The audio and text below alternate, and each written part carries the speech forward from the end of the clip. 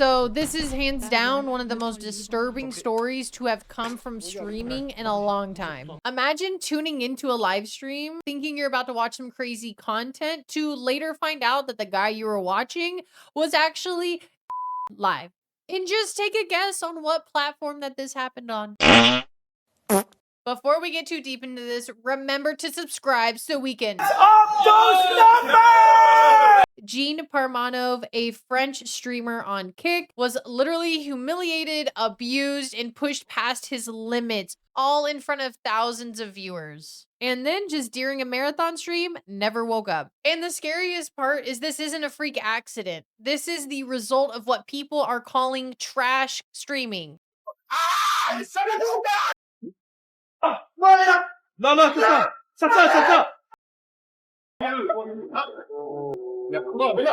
This type of content thrives on humiliation, the shock value, and the chaos. And which platform loves that type of content the most? Kick. And that's where this nightmare got rewarded. But wait till you hear how Kick tried to spin this around after the fact.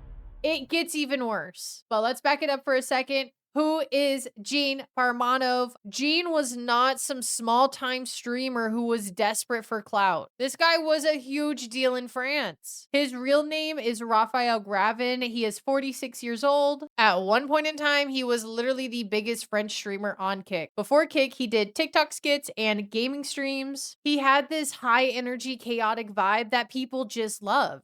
People were drawn to. And if you've been here long enough, you know how it works. When one video pops off, you are forever chasing that high again and again. The problem is the internet has an attention span of a goldfish on energy drinks. You can't just play a game and crack a joke anymore. This is a strategy. There are entire businesses and business models dedicated to building a brand and like promoting yourself on social media. So the bar for attention keeps rising. So Jean leaned harder into that shock value kind of content, leading more into harder and harder, more outrageous stunts that just caused him physical harm.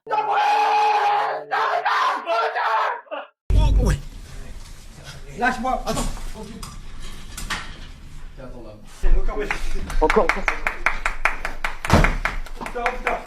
And guess what?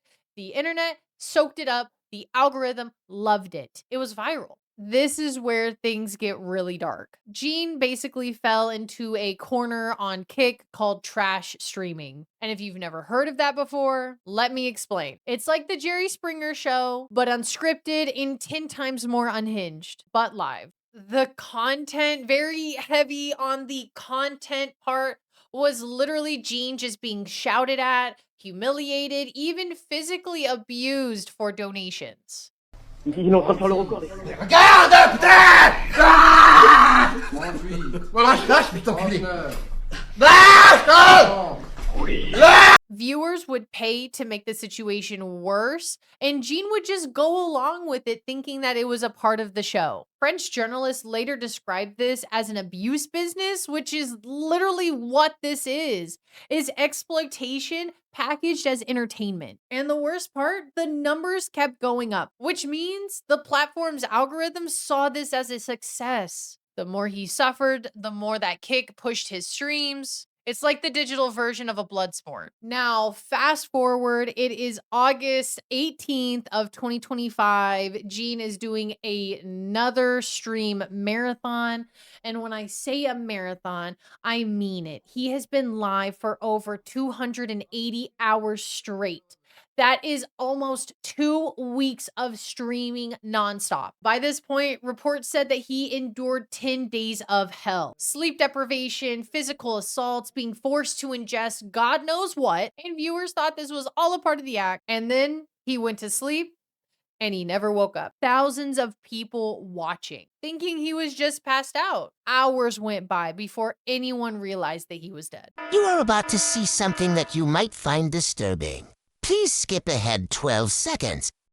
1, 2, 3.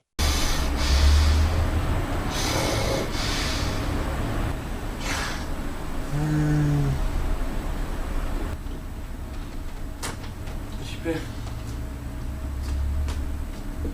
And the most chilling part, a message surfaced later, allegedly sent to Jean's mom from Jean, stating that it felt like he was kidnapped and that he was fed up with everything he wanted to be done. This isn't just a tragedy. This is the inevitable outcome of a system that rewards suffering. Obviously, when news hit, the French government was involved immediately. Officials called it an absolute horror. They opened an investigation, they ordered an autopsy, and they started investigating the role that Kik had in this whole thing. Kik, on their end, did what every platform does, which is damage control. They also banned everyone that was co-streaming with Jean. They promised to review their guidelines. And then, as if it was like a way to smooth things over, Aiden Ross and Drake, two of Kik's biggest streamers, offered to pay for Jean's funeral. Now, I'm not saying that that is a bad thing. The gesture is amazing, and I'm so happy that Jean's family can rest assured to know that his funeral is at least paid for.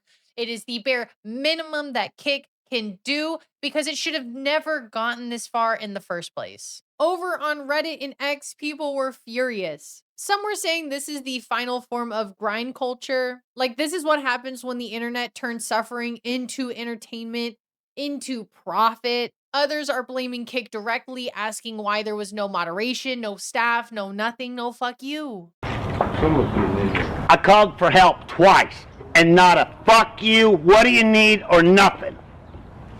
Why did nobody step in to shut this down? And honestly, they're right. This is not some back alley Discord. Jean was one of Kik's top performing streamers. You can't tell me not one person at Kik knew what was happening. They just chose not to care until it was too late. But hey, at least now they'll tighten their guidelines after somebody dies. And this is where I want to zoom out for a little bit. This is not just all about Jean. This is not even about Kik. This is about the way platforms are built. The algorithm doesn't care about ethics. They don't care about mental health. They don't care about you destroying yourself. All they care about is that people are watching. YouTube, TikTok, Twitch, they are all guilty of this to some degree. And Jean's death is basically the worst case scenario of what happens when you combine grind culture, toxic audiences, and platforms that reward the most extreme behaviors. This should have been stopped long before it even got to this point.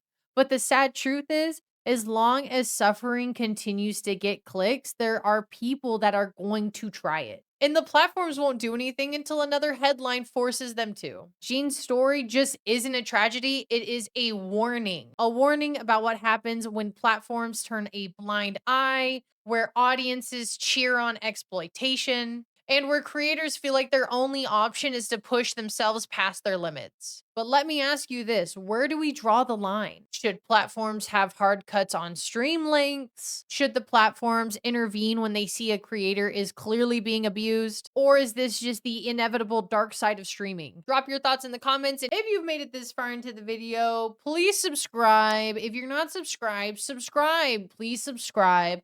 I would really appreciate it if you subscribe. Please subscribe. Please subscribe.